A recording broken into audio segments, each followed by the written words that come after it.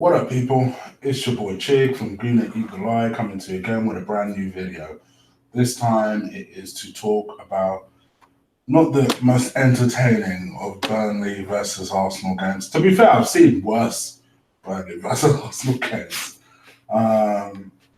It's just, I guess, we knew it was a dead rubber. I mean, don't get me wrong, I knew there was an outside chance of us winning the league, but it was effectively a dead rubber. It was just an opportunity to see a couple of youngsters, namely Willock and Nketiah. Bit surprised Saka didn't make the bench. And it was a little bit of a stronger team than I initially thought. I just want to remember, I couldn't remember who played left back, which shows you they didn't have the greatest of games. I think it was Monreal. Just trying to remember. Gosh, imagine doing this on the fly. I should really look at the chat room. It was Monreal. I was right. So yeah, I mean, it gave us the opportunity. They almost went with the team that I went with. They almost went with the team I went with. So they went with four at the back. Leno played, Lichtsteiner, who I suggested to be in my team, Mustafi, Mavropanos played, and then I think he or Mustafi came off. I can't even remember. It just shows you I was watching the F1 at the same time. Just I weren't that invested in the game. The only reason I know Koscielny was on the pitch was there was one point where I think it was Chris Wood basically took Koscielny out over the fucking railings. I was like, what the hell? Why is he even on the pitch? Koscielny is made out of twigs. Let's just keep him for the final. All you got to do is strap him down for the final. So yeah, that was a bit of a scary moment when it went over like that. But yeah, Monreal played left back. Mavropanos and El Nene played. Willock played in the number 10 role, which I didn't even see coming. I have seen him play there before, so I do forget that he can play as a number 10. And actually, I thought he played reasonably well, to be fair. Mkhitaryan and Iwobi played on the left-hand side behind Aubameyang. This was a game designed to get Aubameyang the golden boot. And as you saw, and if you're watching us on the playback, you'll know that the caption is Aubameyang with the golden boot because he shared it alongside Salah, Mane, and Aubameyang. The African connection, baby. So Mane got himself a couple of goals today. Salah didn't, but he was already on 22. So they just share it. That's just the Premier League rules. The game itself, it was a dull first half. Actually, I think Burnley kind of shaded it a little bit. Second half, we then began to take over, do what we do, really. Bamian got himself a couple. A great assist by Mr. Nobody, by Mr. We should sell him yesterday. That's all I'm going to say about that. I think people were waiting for my reaction to that because I had a couple of tweets saying, "Did you see who assisted him?" I said, "Yeah, I saw. I didn't say nothing. What do you want me to say?" And then Nketiah, who was assisted also by Mr. Nobody. I ain't gonna say nothing though. And it was a well taken goal. I ain't gonna lie. It was on the left hand side, nutmeg the keeper, and went in. I was very happy for him. Very, very happy for him. And it is what it is. And we won 3-1. And all I'm gonna say is, well done, boys. Typical Arsenal that now the pressure isn't on. They seem to remember how to win away. But yeah, it's all about momentum and confidence going into that final. Now, the one thing I will say that's different from last season, other than the fact that we finished fifth and technically made progress, not bad for Emre's first season, finishing with 70 points with this squad. Let's be real here. I know a lot of people won't agree with that, but I see the progress. But he's technically made progress. We are in a Europa League final, So we still got something to look forward to, in spite of the fact that as things stand, we're not in the Champions League. But yeah, it is what it is. We just have to improve this team, make progress. And a lot of the theme of today, particularly on Twitter and even in some of my group chats, is only Aubameyang has scored that last minute penalty um, against Spurs, and if only we'd beaten Palace at home, and if only we'd beaten Brighton and just held that lead. You can't think like that, people. You can't. You know, if only you stepped to the left, you could have won the lottery. You know, it's that kind of butterfly effect thing. Just because one thing happens doesn't mean the others will still say this, will still happen the way it's turned out. It's painful because we've lost by 1 point. Well, we've dropped out of the top four by 1 point. So people are looking for the 1 point that we could have picked up elsewhere. But just because if Aubameyang had scored that last minute penalty, do you think that means that the rest of the results would have stayed the same? If Arsenal had held that lead against Brighton last weekend, do you think Spurs would have still drawn against Everton? You know, these things are not set in stone just because you tweak a couple of results elsewhere. What Arsenal need to do as a whole is be more consistent throughout the season. These shoulda, coulda, wouldas. I don't play them games. I don't, because, you know, these things don't mean, just because you change one thing doesn't mean it would have, the rest of everything else there would have been a difference, or there would have been a change, you know? It's like a butterfly effect thing. So anyway, that's my little kind of mini rant on that. I don't know why I turned it into a mini rant, but yeah, I mean, I'm not going to do my end of season review. You know me, I usually have a few people on for that, and I think it makes more sense for me to do that after the Europa League final. Yeah, I think all in all, I'm happy with the performance. The Premier League season, I just want them to be more consistent away from home, and I want us to be even stronger at home. You know, there's no way Palace and Brighton, we couldn't have taken points against them guys. Why did that happen? So I think across the board, we just need to be more consistent. I hope for a better caliber of player. I hope some of the players that we do have that aren't up to scratch go. I think some big decisions are going to be made. Some bravery needs to be made. And for me, you can make an argument that 10 of these players need to go. Do I think 10 players will go? No. So I think for that reason, some really brave decisions needs to be made about, all right, we need to raise funds no matter what. Let's really be honest about some of the players that we do have, and can we do without them? And can some of these young players fill their place? I think, in my opinion, their aim is for Emile Smith-Rowe to fulfill the Ramsey role. I don't see Ramsey being replaced. Spoiler alert for you guys. I really don't. I think Emile Smith-Rowe is the plan. Whether you agree with that or not is another question, but I think he is the long-term plan to replace Aaron Ramsey. I could see it. He's a like-for-like player. So yeah, I think that's the plan. You know, is your Nelson's up to scratch? You know, we all like Reece Nelson. We like the idea of Reece Nelson, but is he up to scratch? Do we sell Eddie or do we loan him? You know, and I'm just thinking about the Premier League season as a whole. Joe Willock, we saw something from him today. I thought he played pretty well today. And the last time we saw him, he played even better. But does he have a long-term future? Do we loan him next season? Because we tried to loan him in January and it didn't quite work out. I think we ran out of time. Do we loan him next season, or do we keep him on board?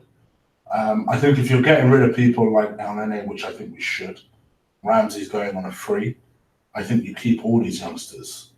I I might be tempted to loan Eddie though, to be honest. And I want to see more of Saka in the first team. Let's promote him. This is the way we need to be thinking. The one thing I like about what Liverpool have done is they've been very unlucky this year. You know, taking Liverpool fans out of it. I like the team, man.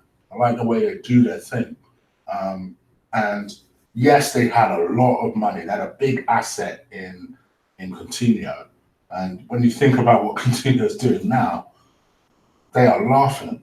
They're the ones in the Champions League final, you know? They're the ones just laughing all over Coutinho as he struggles to make that Barcelona team. But they invested it, not spending 35 million on Mustafi and Granit Xhaka, but they invested it in clever places like your Van Dijks, like your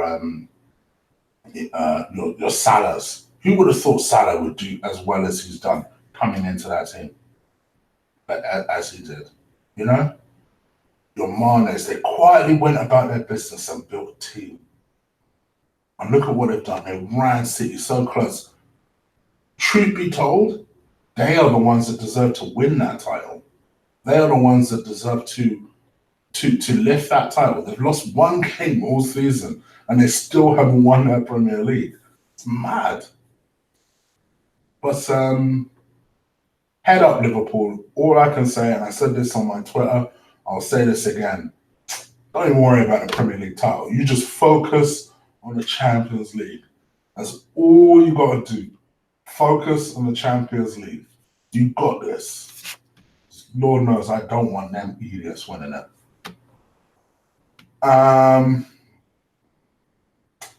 Back to Arsenal in the Premier League. Yeah, I'm not too focused on what the shoulda, coulda, wouldas. Let's just put right the things that went wrong. And moving forward, what can help us to do that is in a couple of weeks' time, 10 days' time, whenever it is when we play that final, 29th, I think it is. Whenever we play that final, we go out there and give a decent account of ourselves and show what we're about. Show that we're about this life. Because I honestly, I don't know what else to say other than if we can't beat these guys and we're back in the Europa League, it's going to be a much harder task than it would have been if we were in the Champions League. At least if we're in the Champions League, we can attract these players. We can attract the likes of your Pepe's, don't get me wrong, I don't think we're absolutely at Pepe, but we can at least make these guys think about it. Not think to themselves, what, Arsenal? They're in the Europa? Nah, bruv. Let's really start to make a play for at least a couple of big players. You know? Let's see if we can get rid of some of these players off our books. You know, Ozil seems determined to stay, so I don't know how possible that's going to be, but, you know, let's get some of these high earners off our books, bring in some fresh meat, and see what we can actually do. Dare I say it, why not make a play for the league? I know they're worlds apart from us, but why not just be brave and make a play for that league? Make a play for it. Fight and see what happens. I don't know. Let's see what happens. I'm just loose thought spouting now. Just spouting off my loose thoughts. But you guys let me know what you think. Did you enjoy the game? Did you enjoy the performance from Uber? Well, congratulations, by the way, to Pierre-Emerick Aubameyang. You know, he did get a golden boot. I think he should have had at least 35 goals this season. Even in this particular game was another one where you thought he was going to score. Like I was up, arms are out. And I was like, oh no, how the hell did you miss? There's literally, no matter what he does, right? This guy could score 9 goals in a game. I guarantee that 10th goal he could have got. And it was the easiest one of the lot, and he'll miss it. I was the first one to call this. He's done this since being at Arsenal. There's always that one chance where you're like, bruh, oh no. what on earth was that? Should have had his hat trick. But and I'm particularly pissed because he was in my fantasy football team. And me and the boys have 80 quid on the line. Ah, I think my mate Jay has won it now. But yeah, I don't know. It is what it is. We are where we are. Congratulations to Pierre-Emerick Aubameyang. The Premier League, they finished where we thought they may finish. I hoped for a little bit better. I'm not completely disappointed because we're in a Champions League final. Now, I'll be honest, the Champions League final is taking the sting out of not finishing in the top four. Because, and I put this as my very most recent tweet, at least we can achieve the same goal of finishing in the top four and actually winning something. In a lot of ways, I prefer it this way, provided we win. With an opportunity to actually win a trophy, win a European trophy at that, and achieve the same objective of finishing in the top four. Let's do this thing. Let's beat them chaps. Let's beat that ass. All right. My rabbiting's over, so I'm going to leave you guys to it. You guys let me know what you think.